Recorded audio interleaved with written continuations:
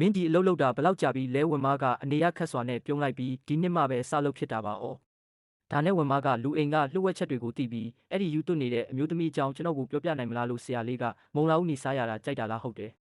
မကြိုက်ဘူးလို့တော့ပြောလို့မရဘူးဒါဆိုနောက်တစ်ခါကျရင်စားစရာမရှိတော့ဘူးပေါ်ဝင်မရဲ့ဖြော့ပြီးပင်ပန်းနွမ်းနေနေတဲ့မျက်နှာပေါ်မှာအပြုံးဖြော့လေးတစ်ခုပေါ်လာတဲ့ဆရာလေးကကျမသားလေးနဲ့တကယ်တူတာပဲတူလဲမုံလာဦးနေစားရတာတိတ်ကြိုက်တာဝင်မမှာတားရှိတာလားဒါဆိုကျွန်တော်လောက်အရွယ်ရှိမှာပေါ့သူကဆရာလေးနဲ့အသက်ချင်းတိတ်မကွာပါဘူးဒါပေမဲ့ဒီနှစ်ဆန်းပိုင်းမှာပဲဆုံးသွားရှာပြီးဆုံးသွားပြီ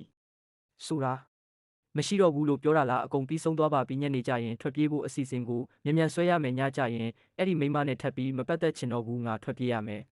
ဝင်မကိုဘလို့လုံးမလဲပေးရူရှမ်းလို့အယူမကအပြစ်မရှိတဲ့လူတွေကိုပါလိုက်တက်နေမှလားငါအဲ့လောက်များကြီးမတွေးနိုင်တော့ဘူးဒီနေရာမှာတစ်စက္ကန့်တောင်ထပ်မနေချင်တော့ဘူးအဖိုးကအိမ်မှာစောင့်နေတော့မယ်သူတကယ်စိတ်ပူနေလိမ့်မယ်ပေးရူရှမ်းပြန်မလာခင်ငါထွက်ပြေးဖို့အခွင့်အရေးရှာရမယ်ရာဒီဥတုကဒီလောက်ကောင်းနေတာဆရာလေးအပြင်ထွက်ပြီးလမ်းလျှောက်ချင်လားအိမ်ထင်းကကျွန်တော်ကိုအပြင်မထွက်ခိုင်းဘူးလို့မပြောထားဘူးလားပြောတော့ပြောထားပါတယ်ဒါပေမဲ့ဆရာလေးအိမ်ထဲမှာပဲအမြဲပုံနေလို့မရဘူးလေစိတ်ဝင်ချက်တော့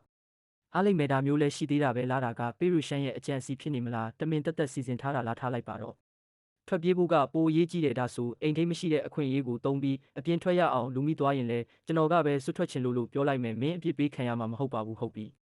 ဒါဆိုတိတ်ကောင်းတာပေါ့ဝင်မကဒီဗီလာရဲ့အစီခံတယောက်အနေနဲ့တတိကတိတ်မကြီးလုံးဘူးလားဒါပေမဲ့တတိကြီးတာကပိုကောင်းတာပေါ့ငါအကြံနဲ့ကွက်တီပဲဒါဆိုမိနစ်90ကြာရင်ထွက်ကြဆိုဆရာလေးကကျမရဲ့သားလေးနဲ့တကယ်တူတာပဲမုံလာဦးနေစားရတာကြိုက်တယ်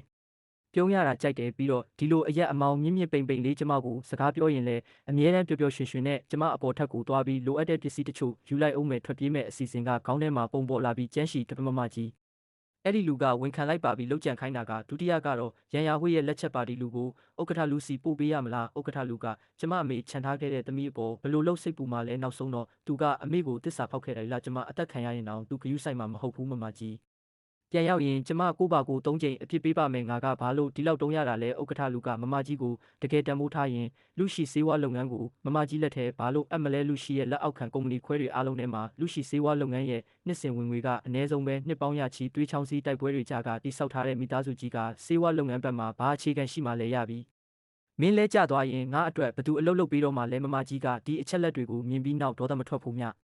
ဟောလင်းပါတယ်ဒါတွေပဲလားလူရှိစေဝါလုပ်ငန်းရဲ့အထက်လူကြီး90ကဒုတိယကတော့ရဲ့လူတွေဖြစ်နေပြီးနောက်ထပ်20ကတတိယကတော့ရဲ့လူတွေကုမ္ပဏီရဲ့တဝက်ကျော်ကမမကြီးလက်ထဲမှာမရှိပါဘူးမမကြီးစိတ်လျှော့ပါဦးတကယ်ပဲဒါတွေပဲရှိတာပါလင်းမှန်ကခေါင်းမဖော်ရဲပဲပြန်ဖြေလိုက်တယ်ရန်ရာဝှေ့ရဲ့သမီးအကြောင်းကိုသွားစုံစမ်းချေအဲ့ဒီမြေခွေးအိုကြီးကအမျက်ထုတ်ဖို့ကြည်နေတာအဆိုးဆုံးကတော့အကျိုးစီးပွားချင်းထိခိုက်တာပဲမဟုတ်လားဟုတ်ကဲ့သူအခုဘာလုပ်နေလဲလွန်ခဲ့တဲ့တနာရီကတရင်အရာဝန်ရှမ်းဆန်းနဲ့အစီခံတယောက်ကကုံတိုင်းမှာလမ်းလျှောက်နေကြပါတယ်လမ်းလျှောက်နေတယ်ဟုတ်လားအစီခံနဲ့လား